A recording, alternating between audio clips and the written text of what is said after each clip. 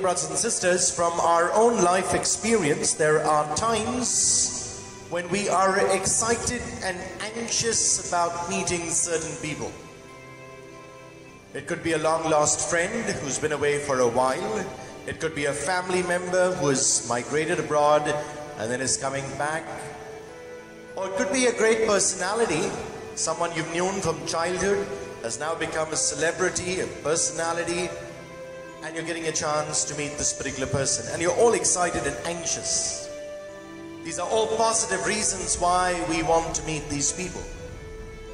In Herod's case, the last line of the gospel says he was anxious to meet Jesus for a different reason. Because here was someone who was challenging his popularity. And mind you, Jesus was not on a popularity trip. But Jesus was able to make the connect with people of that time.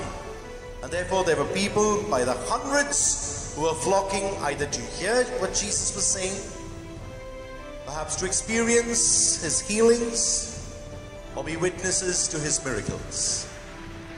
And therefore, more than being anxious from the positive point of view, I guess Herod was feeling threatened by Jesus' presence, and therefore he wanted to meet this Jesus. My dear brothers and sisters, Jesus at that time was a misunderstood person.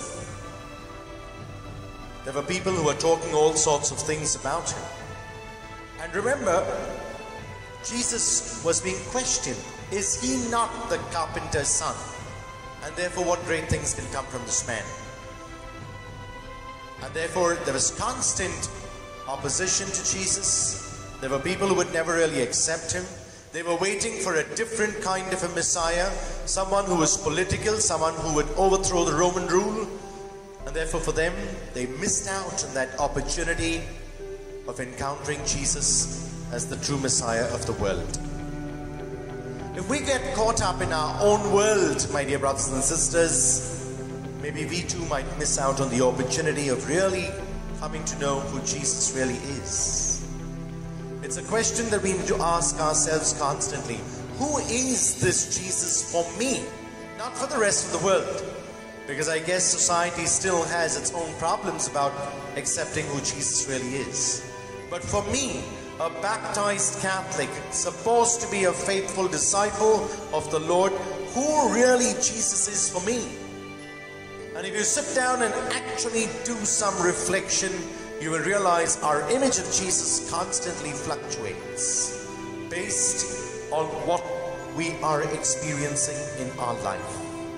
Based on the certain circumstances and situations that we encounter, our understanding of Jesus or our relationship with him will keep changing.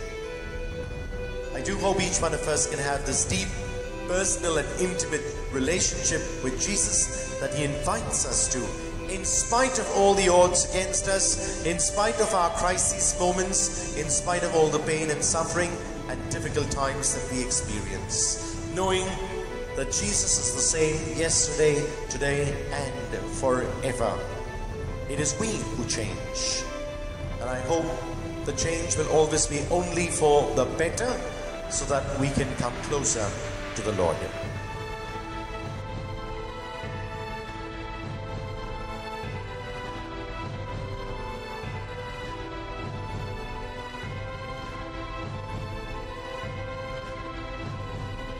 God bless, and do have a Jesus-filled day.